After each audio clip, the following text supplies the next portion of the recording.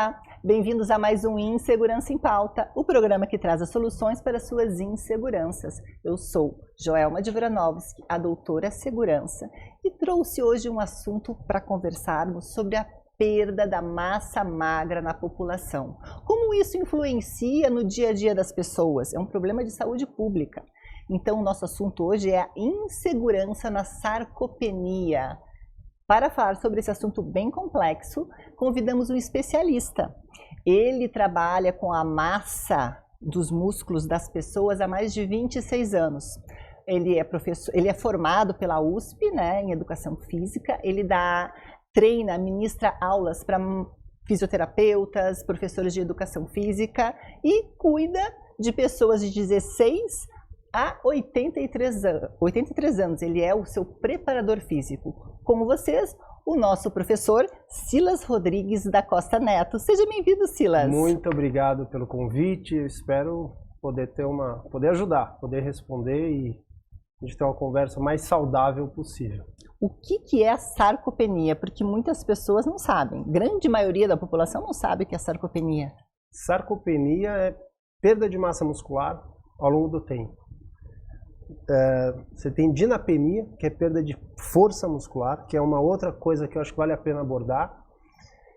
E tem um marcador novo chamado powerpenia, que é sobre potência. Enfim, mas basicamente a gente vê o desuso te leva à perda de massa muscular. Parte hormonal, sem dúvida, então a idade, seja mulher, seja homem, te leva à perda de massa muscular. Mas o mais... eu acho que o maior problema é a falta de estímulo. Então é treinar força. Eu acho que o jovem, por uma questão estética, está sempre na busca do treinamento de forças, vai nas academias, a faixa ali 15, 25 anos é o que lota a bomba. É verdade que a terceira idade está cada vez procurando mais, por influência dos médicos, pela ajuda dos médicos. Mas ainda é um número muito pequeno. Eu sempre falo que sarcopenia é que nem diabetes. As pessoas não conhecem, mas o diabetes todo mundo conhece, mas não sabe que tem, porque ninguém testa.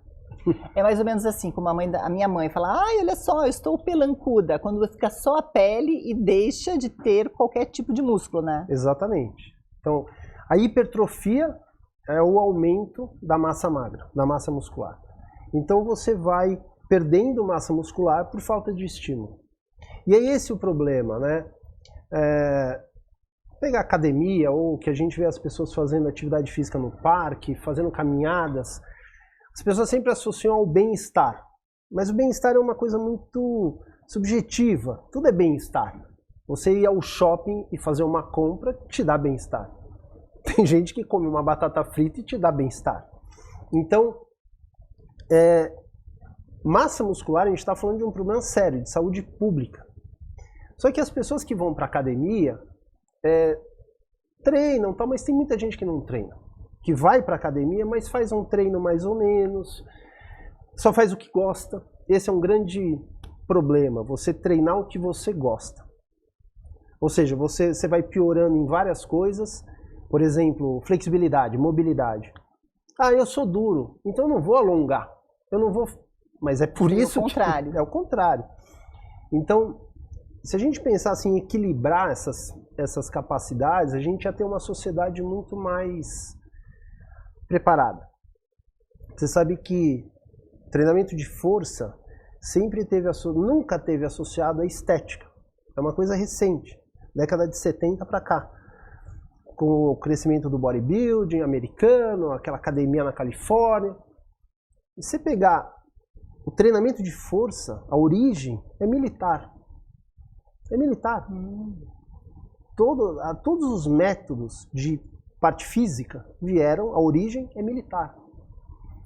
Não sei se você lembra tem filmes antigos, sabe aqui, imagina quase que uma pista de atletismo com vários obstáculos que os soldados passam por rede, sobe, desce. Tipo Rambo.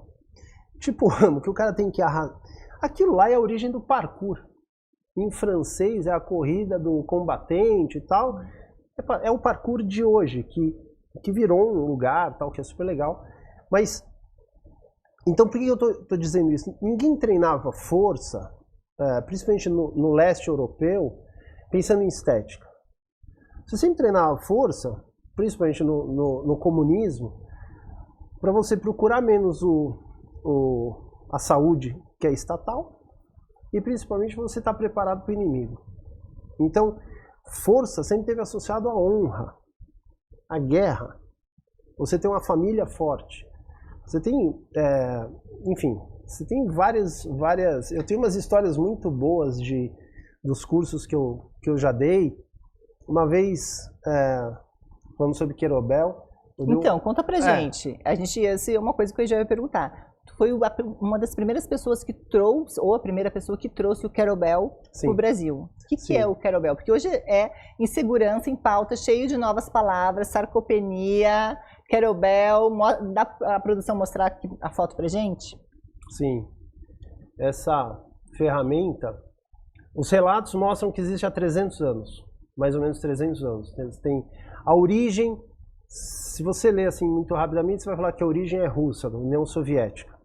Inclusive tem umas histórias muito boas que o governo distribuía os gírias, isso aqui em russo chama gíria, distribuía nas casas, para as pessoas treinarem, para procurar menos a saúde, os hospitais, para serem mais...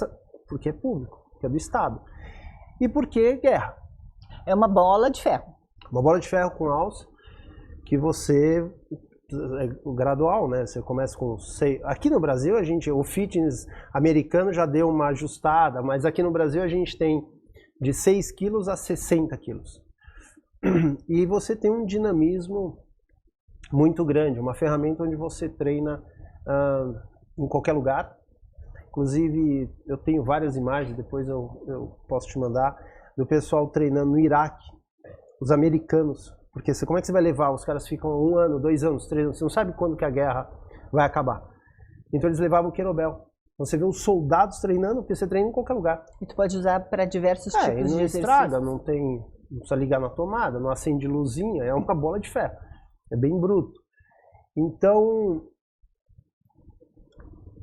o fato...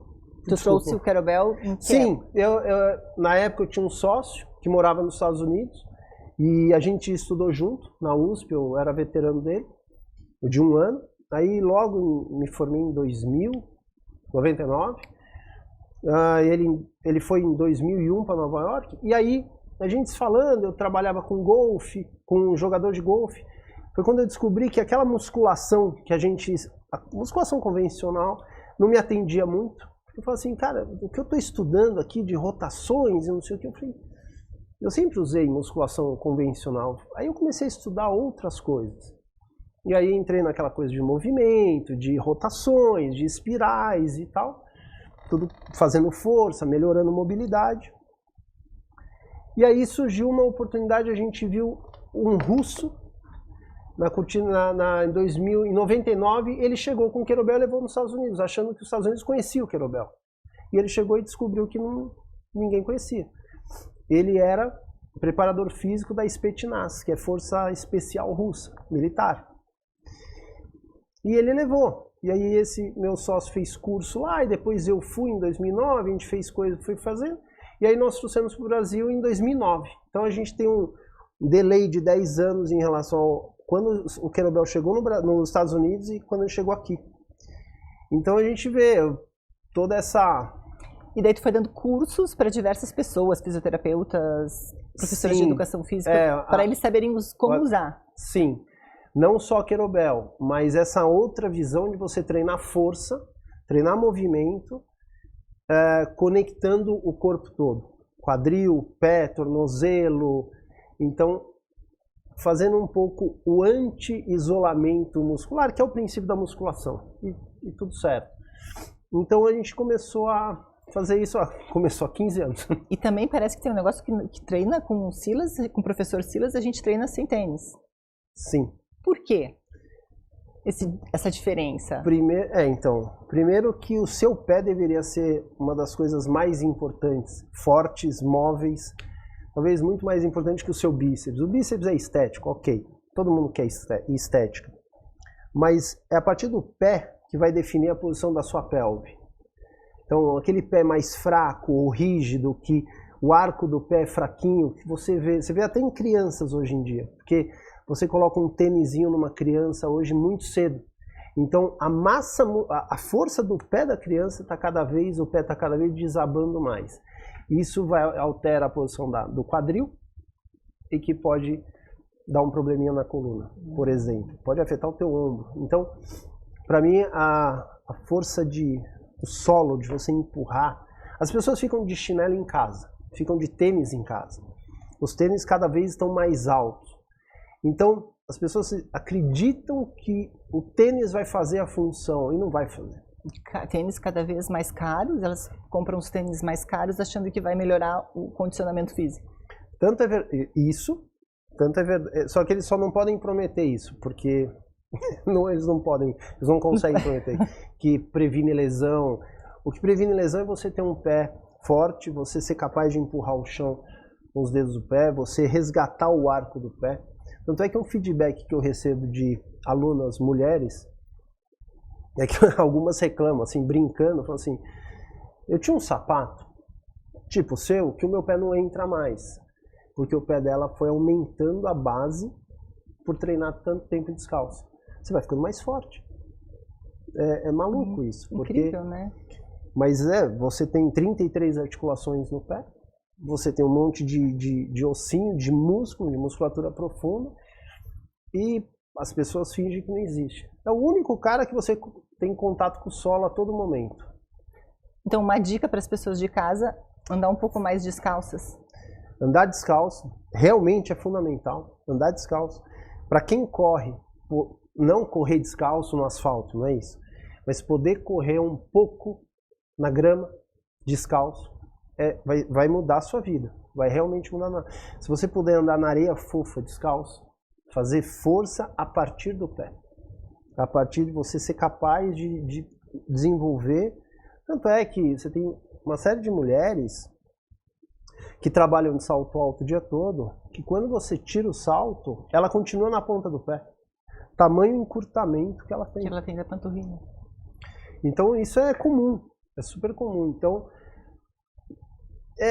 de novo, é a história do... Não é tão estranho isso que eu faço, eu sempre falo isso. Basta você ir numa escola de judô, de jiu-jitsu, tá todo mundo descalço. Natação também. Então por que treinar comigo também se não vai... Não deveria ser tão estranho, mas numa academia, tem academias que proíbem. Fala assim, não, pode cair um peso e pode machucar o teu pé. Aí você fala, como se esse tênis com essa telinha aqui fosse te proteger de alguma coisa. Porque é por puro desconhecimento. E daí o core vai ficando mais forte, vai ficando mais correto. A partir do pé. Começa no chão. Então, dica do professor Silas, andem mais descalço.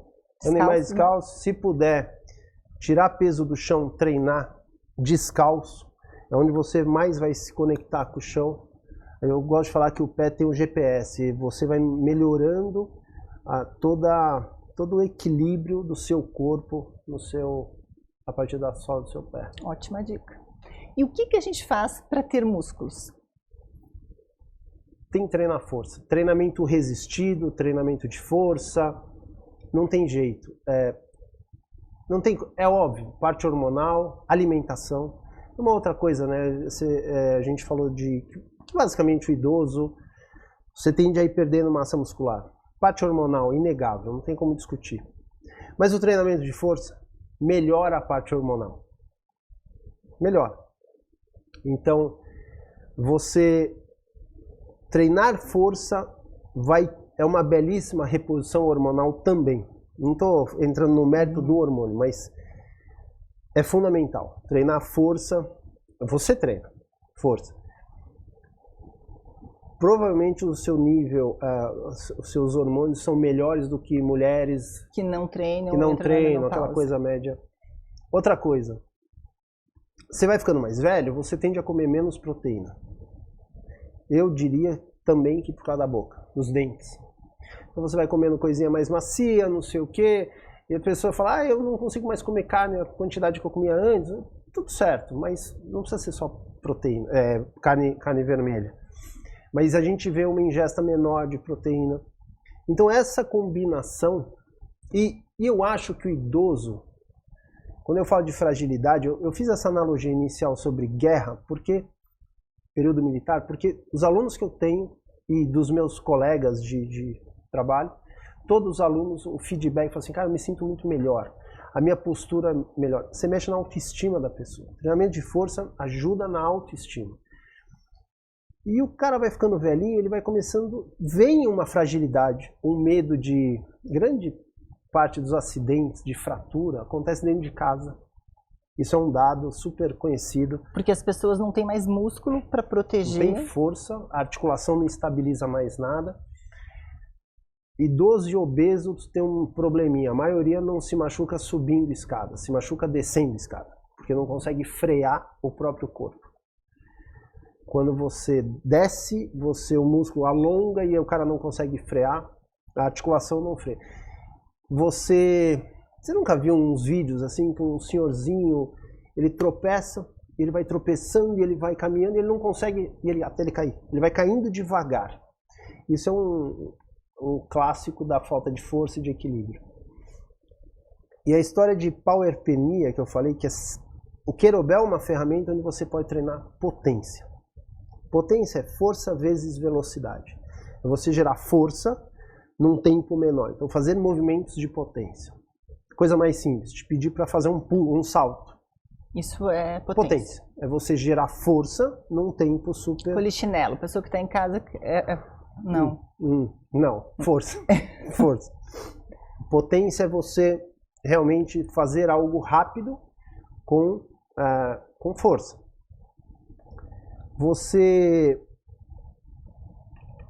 Hoje os estudos mostram até que o treinamento de potência é maravilhoso para a memória, para a parte neural do idoso. Doenças degenerativas, treinamento de força. Então, tem um mundo, porque uma coisa é massa muscular, perfeito. Então você treina, você fica fazendo várias repetições, você vai levar sangue, você vai levar substrato, o músculo vai crescer, tá tudo certo. Mas antes disso, só vai acontecer contração muscular se o teu cérebro mandar ele contrair. O primeiro estímulo é neural.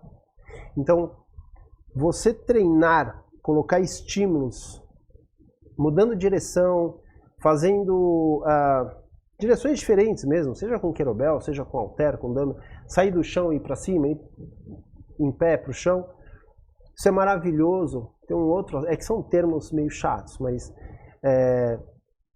a plasticidade, você fazer novos caminhos neurais. Isso você consegue com treinamento de neuroplasticidade, você consegue com treinamento de força nas pessoas. Isso já tem um monte de estudo.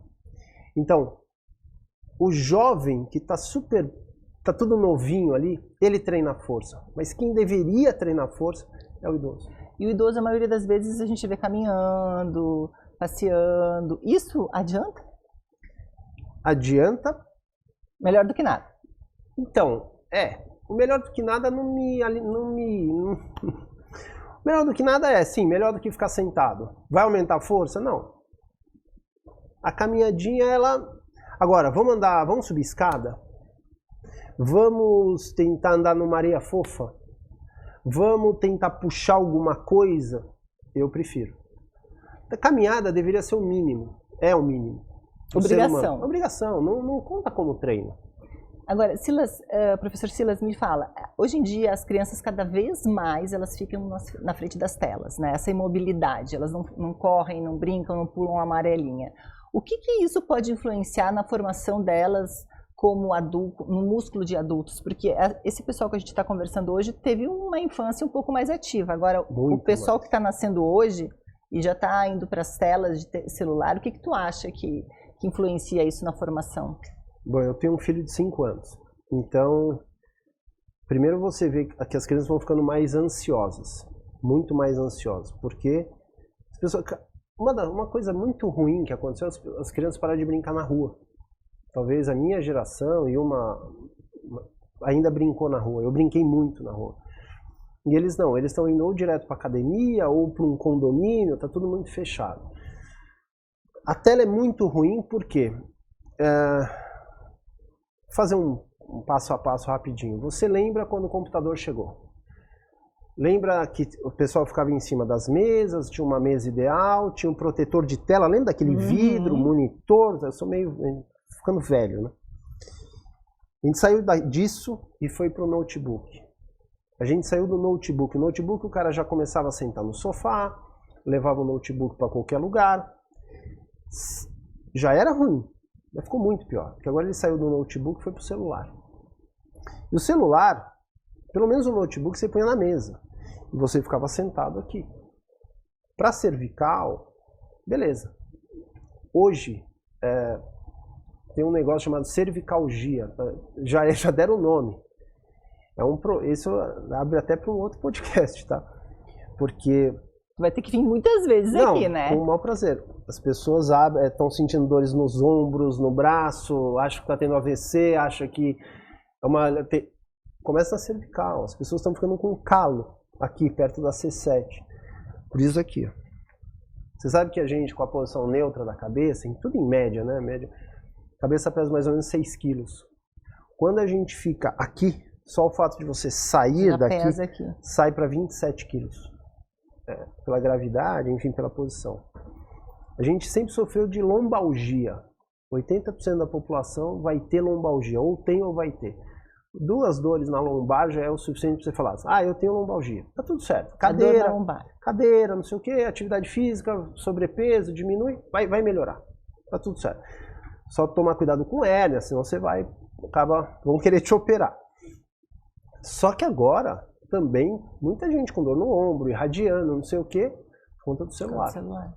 Então, imagina a criança que já está horas no YouTube, porque quando eu assistia o show da Xuxa, eu queria assistir um desenho, acabava, começava uma coisa chata e eu levantava. O YouTube não tem fim. Tu sempre assiste o carrossel sem fim. O Instagram não tem fim. Então, e eles estão no TikTok, né, já. Eu não sei bem o que é isso, mas é uma... Isso denuncia a tua idade. Muito. Então, eu acho que vai dar um problema sério com a história do pé. A parte neural, coordenação motora, por pouca brincadeira. Estava falando do meu filho de 5 anos, ele faz parkour, a gente achou uma escola de parkour, a gente achou natação, corre pra cá, corre pra lá e vai comigo no Ironman, e vai participar do Iron Kids comigo, que a gente corre 200 metros. Já tem o Iron Kids, Tem, mas corre 200 metros, é maravilhoso já para ir colocando a semente do esporte. Então, as crianças estão vivendo muito pouco a parte motora. Maravilhoso jogar futebol, mas quanto maior for a vivência motora, depois quando eles forem escolher um esporte, ele vai ter mais sucesso. Quanto maior for a base de experiência motora, melhor.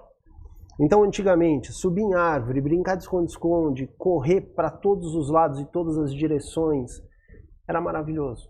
Pouca gente estudava, hoje a gente sabe disso. Então, vai ter e o sobrepeso? Que aí eu acho que é mais um assunto. Mais um podcast. É mais um podcast. A nossa obesidade infantil está muito parecida com os Estados Unidos. Obesidade infantil, tu tá muito de lado. Volta pra cá, tu saiu fora. Isso. Você vê que eu vou me Dá pra te olhar aí como é que tá? Você vê que eu me empolgo, né? Tu não olha, tu fica sentado olhando, mas obesidade infantil. Peraí, eu parei em obesidade infantil. Obesidade infantil, daí eu te interrompi. Tá. Mas eu deixei tu terminar a frase, porque eu sei que a obesidade infantil...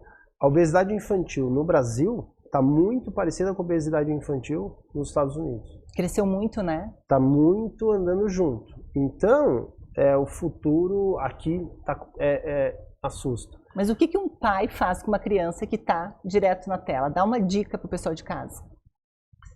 As escolas já estão recuando.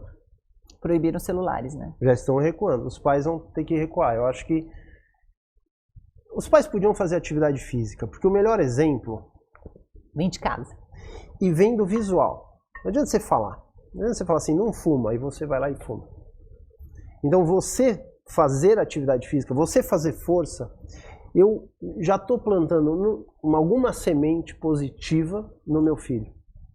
Isso também já se sabe muito, do exemplo que vem de casa, que é o teu filho está te vendo a todo momento, está te ouvindo, né? É uma esponja. Eu acho que os pais vão ter que recuar, não deu certo. Não deu certo o celular, não deu certo o TikTok, não deu certo dancinha, não deu certo. Então, o que dá certo? Vivência motora, fazer esporte, você ser um ser humano, você perder muito mais do que vencer no esporte. É isso que vai te ajudar tornar-se um ser humano melhor. Ser humano muito menos... E aproveitando que tu falou que teu filho estava indo pro Ironman Kids, tu é preparador físico de diversas pessoas. E uma delas faz o Ironman de pessoas mais velhas. Sim, é porque eu tenho o Roberto Azevedo, psiquiatra, genial. E ele, quando ele me procurou, foi em 2016, fez 10 anos agora. E ele me procurou, um paciente dele que não era meu aluno, que hoje é meu aluno, mas ele me procurou e falou, cara, ajuda o meu mestre. Ele está com praticamente ele parou de correr, o ligamento cruzado anterior dele está rompido, o joelho dele é complicadinho, ele é médico, mas ele não quer operar. Aí ele começou só a pedalar, e a bicicleta, se você não faz um trabalho paralelo de força, você tem um risco grande de machucar sua lombar. Foi tudo isso que aconteceu com ele. E aí ele me procurou e a gente começou a treinar.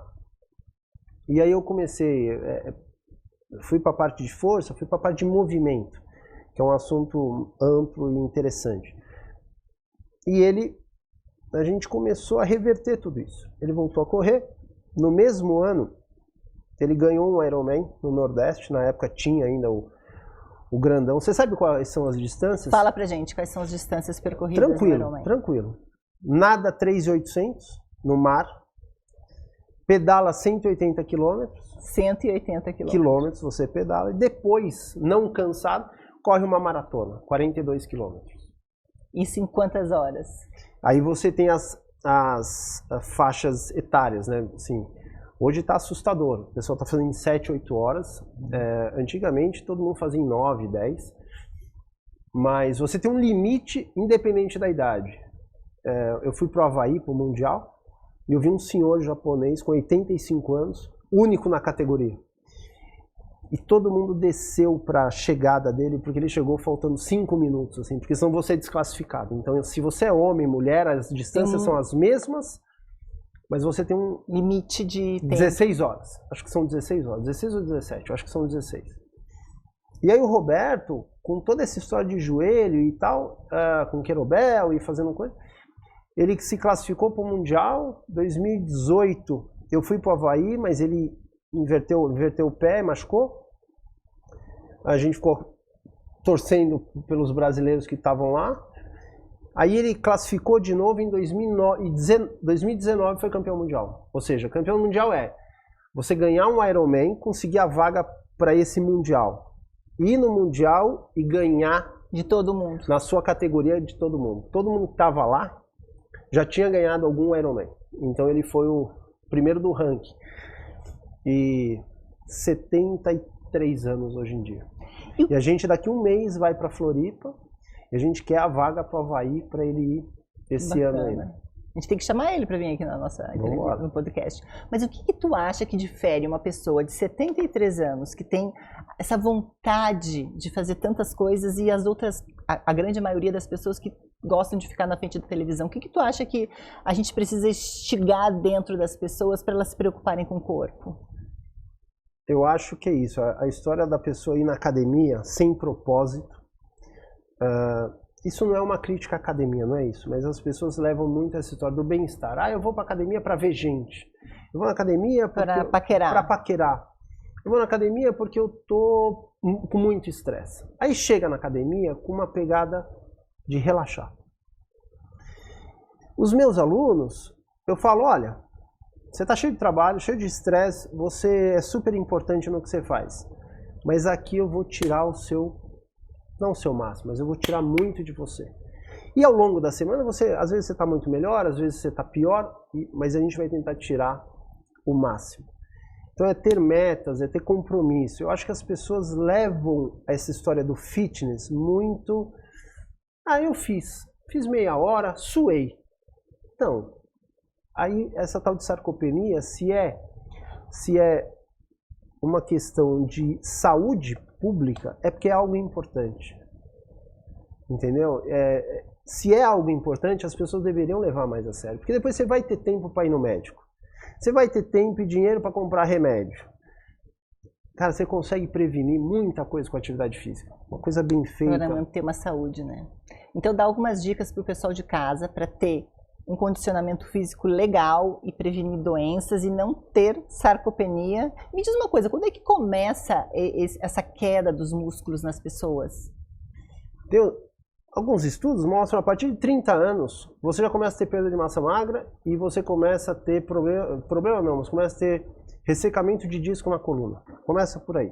O que a gente vê hoje em dia é que cada vez mais estresse, as pessoas estão tomando muito remédio para dormir, remédio para acordar, energético com Deixa whisky. eu te interromper. Claro. E as canetinhas? Além dos energéticos, as canetinhas emagrecedoras?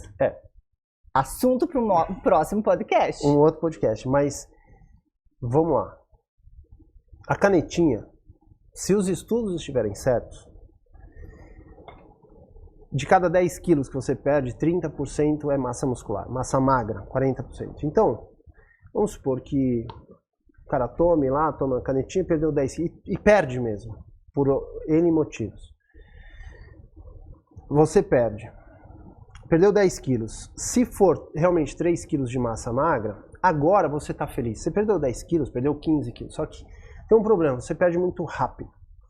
E segunda coisa, a hora que você parar com essa canetinha, quando o seu peso voltar, e ele vai voltar um pouco, principalmente se essa queda foi drástica, não vai voltar 1 grama de massa magra, se você não estimular. Só massa gorda. Então você está realmente plantando uma sarcopenia no seu futuro, se você não se cuidar. E eu tenho visto cada vez mais gente tomando, muita gente está tomando. O mundo está tomando, e não né? fazendo atividade física. Então eu gosto de falar que eu não sou muito não bem visto no sentido da indústria, porque eu falo, olha, você pode treinar peso em qualquer lugar, você deveria treinar descalço, você deveria fazer jejum.